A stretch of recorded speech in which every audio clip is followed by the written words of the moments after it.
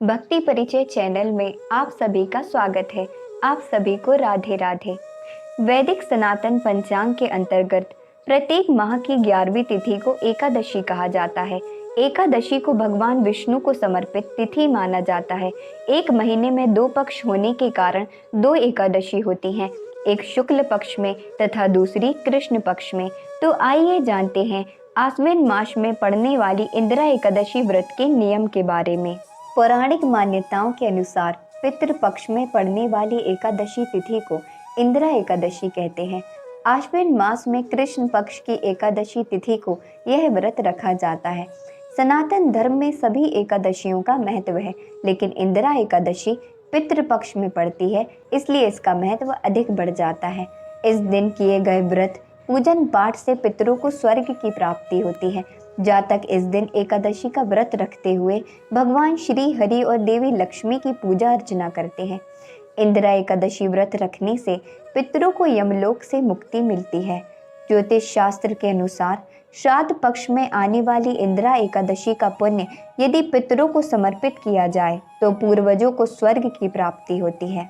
राजा इंद्रसेन ने इस व्रत को किया था और नारद मुनि ने उन्हें इस एकादशी का महत्व बताया था। अब हम बात करते हैं इंदिरा एकादशी तिथि की। पंचांग के अनुसार आश्विन माह के कृष्ण पक्ष की एकादशी तिथि 20 सितंबर 2022 मंगलवार को रात्रि 9:26 पर प्रारंभ हो रही है और इस तिथि का समापन अगले दिन 21 सितंबर बुधवार को रात्रि 11:34 पर होगा। उदया तिथि के कारण इंदिरा एकादशी व्रत 21 सितंबर को रखा जाएगा। व्रत का पारण 22 सितंबर गुरुवार को होगा। अब हम बात करते हैं इंदिरा एकादशी व्रत पूजन विधि की। विधि विधान के अनुसार एकादशी तिथि की शुरुआत से ही इसका व्रत रखा जाना चाहिए।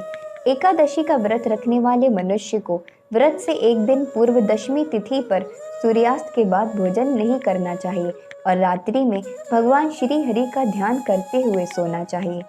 व्रत वाले दिन प्रातः काल जल्दी उठने के पश्चात नित्यादि कर्मों से निवृत्त होने के बाद फिर भगवान विष्णु के शालिग्राम स्वरूप का ध्यान करें और इंदिरा एकादशी व्रत एवं पूजन का संकल्प लें। यदि आपके घर में शालिग्राम भगवान हैं तो उन्हें पूजा के स्थान पर स्थापित करें। इसके बाद गंगा जल, रोली, चंदन, धूप, दीप, फल फूल आदि से भगवान का पूजन करें। इसके बाद शुभ मुहूर्त की घड़ी में विधि के अनुसार किसी जलाशय अथवा नदी में पितरों का तर्पण करना चाहिए। इस दिन श्राद्ध कर्मकर्ता को निर्जला व्रत रखना चाहिए। उपवास तोड़ते समय अपनी सामर्थ्य अनुसार ब्राह्मणों को भोजन कराकर दान दक्षिणा देने से पितरों को तृप्ति होती है। विद्वान पंडित के साथ ही श्राद्ध विधि की जानी चाहिए। स्वयं भोजन करने से पूर्व गाय तथा कौवे को भी खिलाना चाहिए। रात्रि को इंदिरा एकादशी की व्रत कथा सुने तथा भगवान शालिग्राम से प्रार्थना करें कि जिस तरह आपने राजा इंद्रसेन के पितरों का तर्पण कर उन्हें मोक्ष प्रदान किया, उसी तरह हे प्रभु हमारे भी पितरों को मोक्ष प्रदान करना। अब हम सुनते हैं इंदिरा एकादशी व्रत की कथा। पौराणिक कथा के अनुसार प्राचीन काल में सतयुग के समय में महिष्मती नाम की एक नगरी में इंद्रसेन नाम के एक प्रतापी राजा धर्म पूर्वक अपनी प्रजा का पालन करते हुए शासन करते थे। वह राजा पुत्र पौत्र और धन आदि से संपन्न और भगवान विष्णु के परम भक्त थे। एक दिन जब राजा सुख पूर्वक अपनी सभा में बैठे थे कि तभी आकाश मार्ग से महर्षि नारद उतरकर उनकी सभा में आए। राजा उन्हें देखते ही हाथ जोड़कर खड़े हो गए और विधि पूर्वक महर्षि नारद को आसन व अर्घ्य दी। सुख से बैठकर मुनि ने राजा से पूछा कि हे राजन, आपके सातों अंग कुशल पूर्वक तो हैं, आपकी बुद्धि धर्म में और आपका मन विष्णु भक्ति में तो रहता है। देवर्षि नारद की ऐसी बातें सुनकर राजा ने कहा, हे महर्षि, आपकी कृपा से मेरे राज्य में सब कुशल है तथा मेरे यहाँ यज्ञ कर्म आदि सभी सकुशल हो रहे हैं। आप कृपा करके अपने आगमन का कारण कहिए। तब देवर्षि नारद कहने लगे कि हे राजन, आप आश्चर्य देने वाले मेरे वचनों को सुनो। मैं एक समय ब्रह्मलोक से यमलोक को गया। वहाँ श्रद्धा पूर्वक यमराज से पूजित होकर मैंने धर्मशील और सत्यवान धर्मराज की प्रशंसा की। उन्हीं यमराज की सभा में महान ज्ञानी और धर्मात्मा आपके पिता को एकादशी का व्रत भंग होने के कारण देखा। उन्होंने संदेशा दिया, सो मैं आपको बताता हूँ। उन्होंने कहा है कि पूर्व जन्म में कोई विघ्न हो जाने के कारण मैं यमलोक में यमराज के निकट रह रहा हूँ। सो हे पुत्र, यदि तुम आश्विन माह की कृष्ण पक्ष तिथि में पड़ने वाली इंदिरा एकादशी का व्रत मेरे निमित्त करो तो मुझे स्वर्ग की प्राप्ति हो सकती है। इतना सुनकर राजा इंद्रसेन कहने लगे कि हे महर्षि, आप इस व्रत की विधि मुझसे कहिए। नारद जी कहने लगे, आश्विन माह की कृष्ण पक्ष की दशमी के दिन प्रातः काल श्रद्धा पूर्वक स्नान आदि से निवृत्त होकर पुनः दोपहर को नदी आदि में जाकर स्नान करें। फिर श्रद्धा पूर्वक पितरों का श्राद्ध करें और एक बार भोजन करें।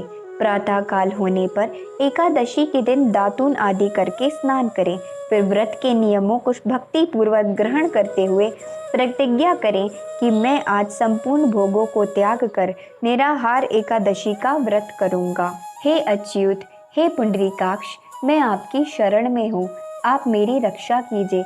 इस प्रकार नियम पूर्वक शालिग्राम भगवान की मूर्ति के आगे विधि पूर्वक श्राद्ध करके योग्य ब्राह्मणों को फलाहार का भोजन कराएं और दक्षिणा दें। पितरों के श्राद्ध से जो बच जाए उसको सूंघ कर गौ को दें तथा धूप दीप गंध पुष्प निवेद्य आदि सब सामग्री से ऋषिकेश भगवान का पूजन करें। रात में भगवान के निकट जागरण करें।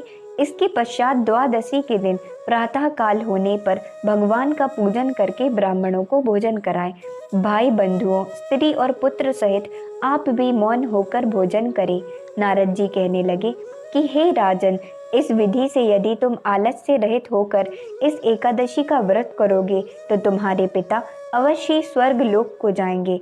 इतना कहकर नारद जी अंतर ध्यान हो गए। नारद जी के कथन अनुसार राजा द्वारा अपने बांधवों तथा दासों सहित व्रत करने से आकाश से पुष्प वर्षा हुई और उन राजा के पिता गरुड़ पर चढ़कर विष्णु लोक को गए। राजा इंद्रसेन भी एकादशी के व्रत के प्रभाव से निष्कंटक राज्य करके अंत में अपने पुत्र को सिंहासन पर बैठाकर स्वर्ग लोक को गए। इति इंदिरा एकादशी व्रत कथा समाप्तम। जय श्री कृष्ण। राधे राधे।